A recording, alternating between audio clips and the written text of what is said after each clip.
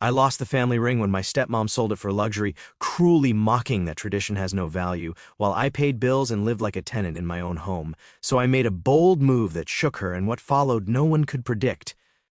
I, a 27-year-old female, just found out that my stepmother pawned my late grandmother's engagement ring, the family ring, to help pay for her luxury vacation to the stupid Maldives.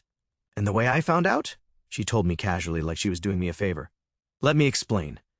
My mom passed when I was 12. It was cancer, fast and cruel. My dad remarried 2 years later, and Cassandra came into our lives like a wrecking ball wearing heels.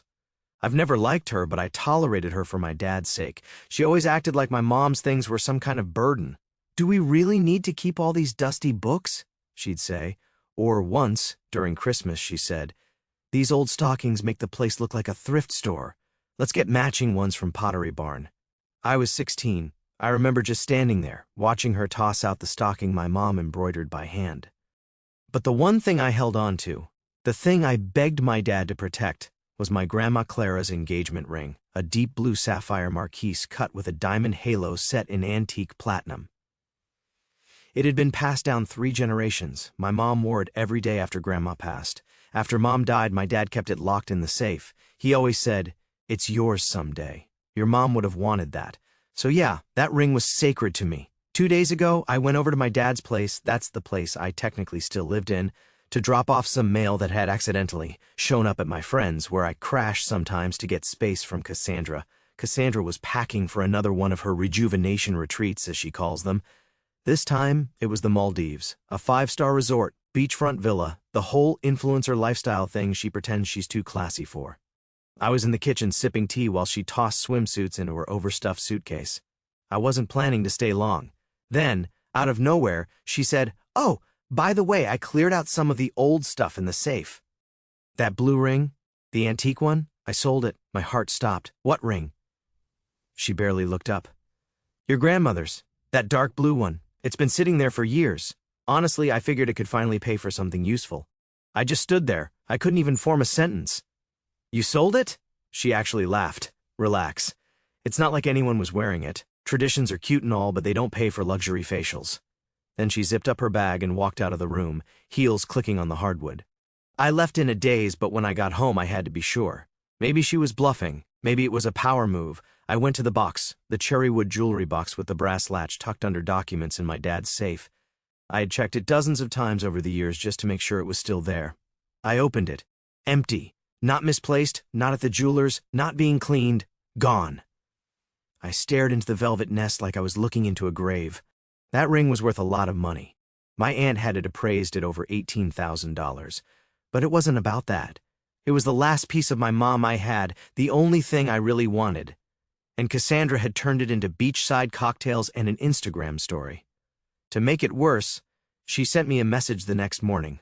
Her, poolside in a white robe, holding a giant martini.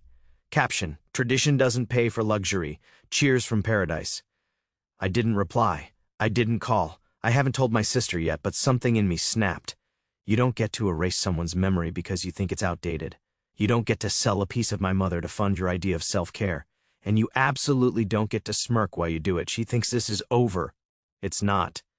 Some of you asked for more context, so here it is, all of it. My stepmother, Cassandra, didn't just take a ring. She took my home, my peace, and turned me into her personal utility plan. And the worst part? I let it happen for way too long. After my mom passed, Cassandra moved in and started calling the shots like she built this house from scratch. My mom's books? Dusty and outdated. Family photos? Too depressing. My grandma's tea set? I don't drink tea. Donated. She'd do these passive-aggressive purges while I was at school or work. I'd come home to empty shelves and she'd smile and say, "Don't worry, I left the things that matter." She meant her things. I moved out at 19 for college, but after graduation I came back for a bit to help my dad while he was recovering from surgery. I didn't plan to stay long, but Cassandra had other ideas. "Oh good, you're back," she said when I arrived with 2 suitcases. "We could really use the help. The fridge is practically empty and the electric bill's late again." That help turned into me covering groceries, utilities, and sometimes gas for their car. "Since you use it too," she'd say. I was 23, barely scraping by at my first real job, and Cassandra was living like she had a personal glam squad, nails done weekly, lashes refilled, hair extensions, monthly facials, juice cleanses, Botox. And anytime I hesitated to pitch in, she'd drop comments like, "I invest in myself. You should try it sometime. You're single, no kids. Where else is your money going?" It's called gratitude, honey. Look it up. One time, I said I couldn't afford to split the grocery bill because rent was due. She rolled her eyes and muttered, "It's embarrassing how little you can handle." And Dad? He never said anything, just blinked like someone told him to stay out of it. They'd host dinner parties for Cassandra's friends, and I was the one cleaning up. And yet, when her guests asked who I was, she'd introduce me as Mark's daughter. She's staying here temporarily. No name, no thanks. 2 nights after the ring incident, I couldn't sleep. My mind was spinning. I kept thinking about the safe, about how that ring wasn't just a thing, it was mine. And if Cassandra could take that, what else had she taken? I needed air. So I drove across town to see my aunt, my mom's sister, Rachel. I hadn't seen her in months. But the moment she opened the door and saw my face, she pulled me in without a word. I broke down in her kitchen, told her about the ring, how Cassandra laughed about it, how I opened the box and it was empty. She took the last thing I had, I said, and I can't even say anything because I live in her house. Rachel froze mid-sip. Her house? She said slowly. You mean your mom's house? I looked up. No, I mean, well, Dad's house now, right? She looked stunned, then whispered, You didn't know? No? What? Oh, sweetheart. She reached across the table and took my hand. Your mom left the house to you. She updated the will when you were 14. She wanted you to have security, a place that would always be yours. My ears started ringing. I stared at her like she'd told me I was adopted. What are you talking about? It's in the will. I saw it. Your dad was named trustee until you turned 21. After that, it was supposed to transfer to your name. She made it crystal clear. I couldn't speak.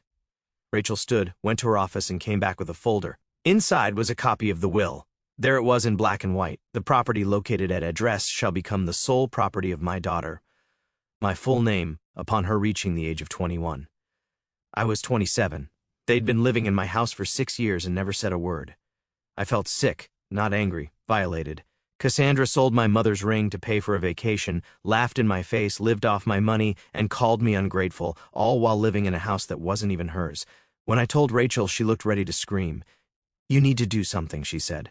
They're not just taking advantage, they're erasing her. That's when it clicked. It wasn't just about money, it was about memory, power, identity. Cassandra wasn't going to stop. But now, I had the power.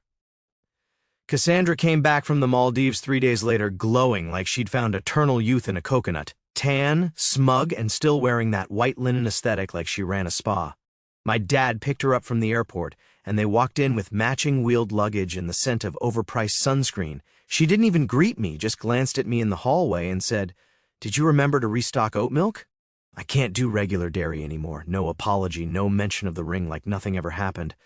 I didn't respond. I just smiled politely because I was already planning what came next. That weekend, Cassandra hosted a family reconnect dinner. Her words.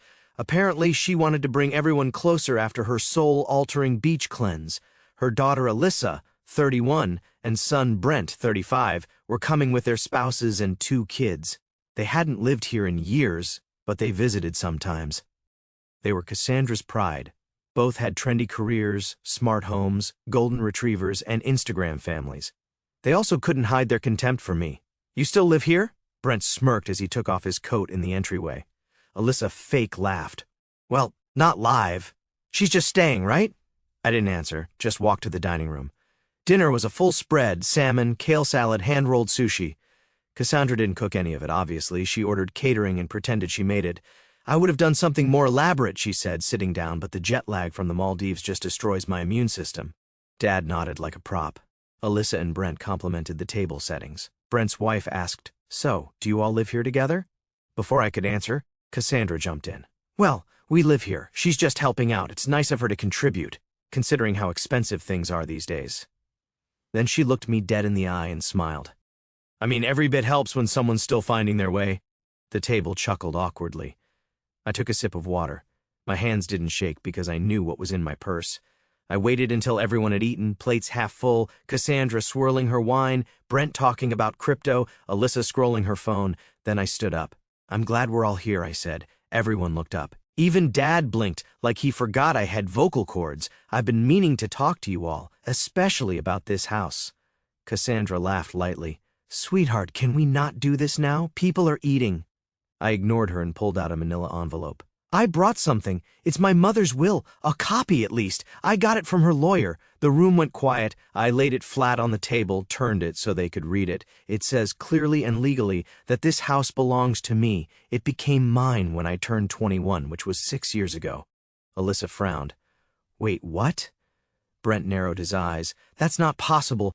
Cassandra's voice cracked just slightly. That can't be right. But I was already reading aloud, the property located at address shall become the sole property of my daughter, my name, upon her reaching the age of 21. I looked up. You've all been living here, eating here, sleeping here, insulting me here, on my property. You sold my mother's ring to fund a vacation. You've used my money, my home, my silence. That ends today. Cassandra's wine glass wobbled in her hand. Your father lives here, she said, voice rising. This is his home. No, I said firmly. It was my mother's. She left it to me. You two just never told me because you knew I wouldn't let you get away with this. Brent stood. This is ridiculous. You're seriously going to evict your own father and stepmom? I looked him straight in the eye. You think I owe you something because you have matching family pajamas and live in a gated community? Sit down. He did. Cassandra tried again. We're family. Surely we can come to an agreement. We can't? I said. It's called a lease. I'll have it sent over by Monday. You can sign it and pay rent. Or you can start packing. Alyssa scoffed. You're ungrateful after everything she's done for you. I laughed. I couldn't help it. What has she done for me? Mocked me? Used me?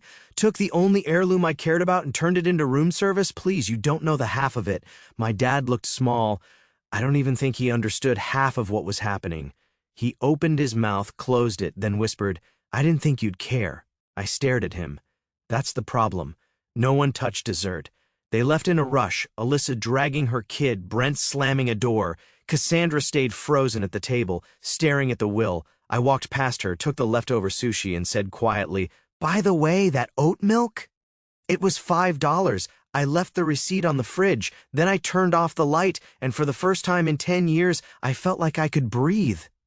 They all left in silence. No hugs, no goodbyes. Just car doors slamming and Cassandra sitting there like someone unplugged her from the wall. I didn't sleep that night, not from stress, but from adrenaline. I walked through every room like I was seeing it for the first time. The living room where Cassandra once told me to go to my room if I couldn't smile. The kitchen where I'd scrubbed. Burnt casserole pans she forgot to clean. The hallway where I overheard her tell, her friend on speaker, she's still here. I don't know why she just clings.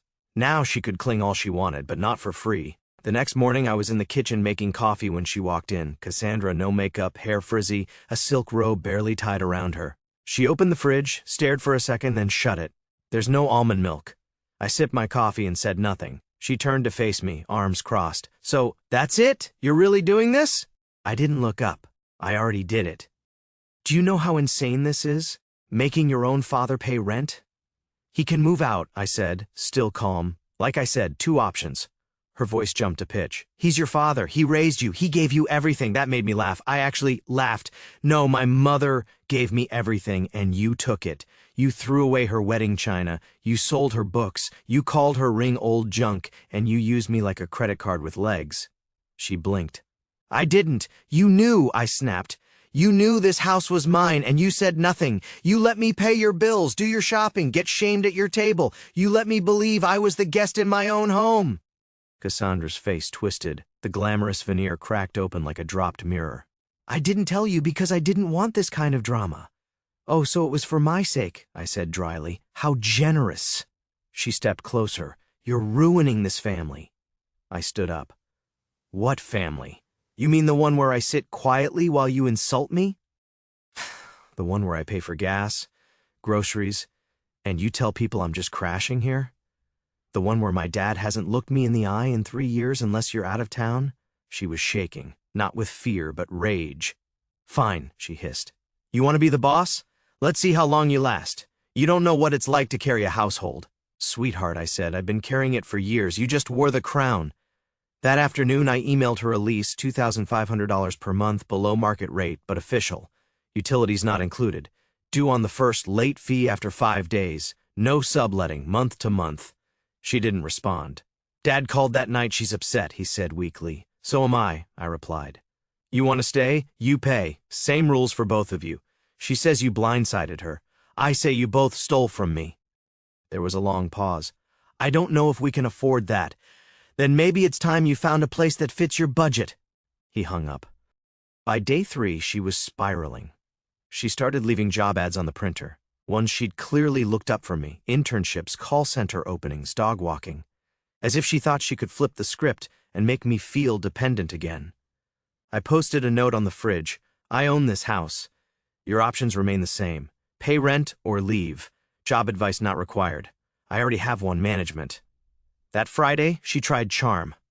I've been thinking, she said in a silk blouse and a smile that didn't reach her eyes. Maybe we could pay something.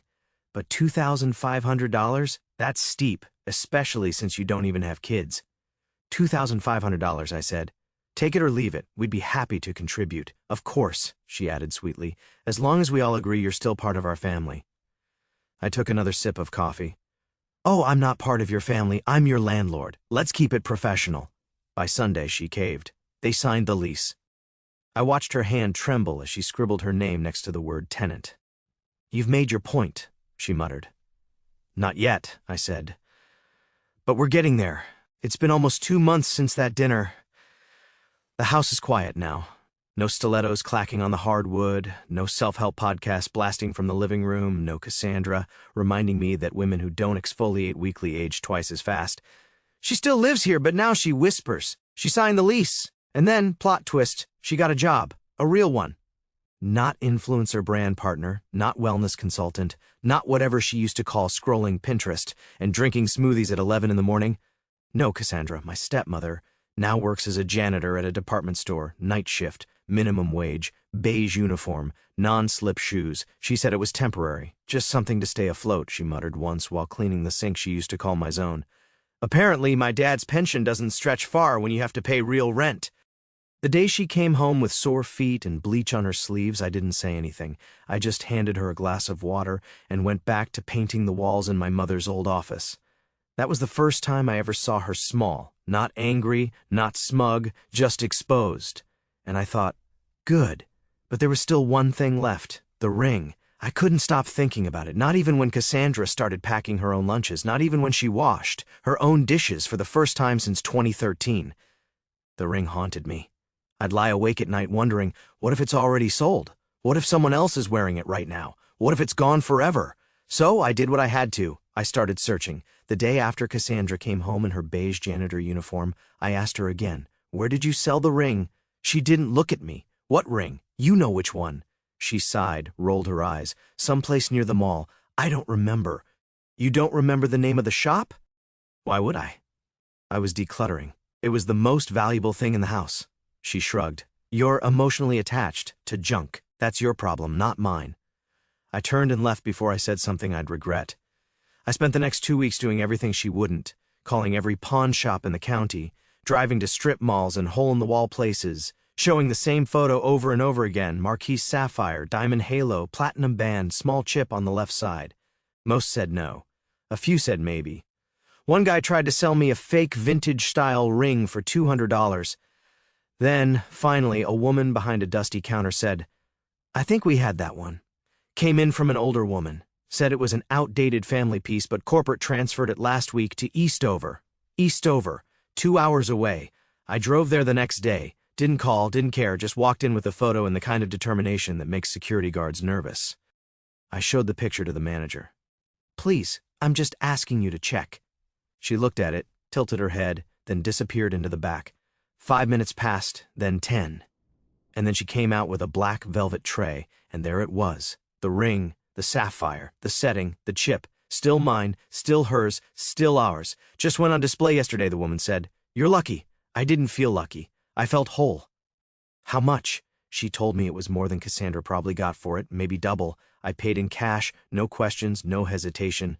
I sat in the car afterward, the ring in my palm, and I cried like I hadn't cried in years, not from pain but from relief, from the sense that for once she hadn't won. She'd tried to erase my mother and failed. I didn't tell Cassandra I found it, not because I was hiding it, but because I didn't owe her that moment. I slipped it onto my finger that night and stared at it in bed like I was afraid it might vanish again. But it didn't. It stayed, like it always belonged to me. The house feels different now, not just quieter, but mine. I replaced the curtains, rehung the photos Cassandra once called depressing, started using my mom's old dishes, lit one of her candles, lavender and patchouli.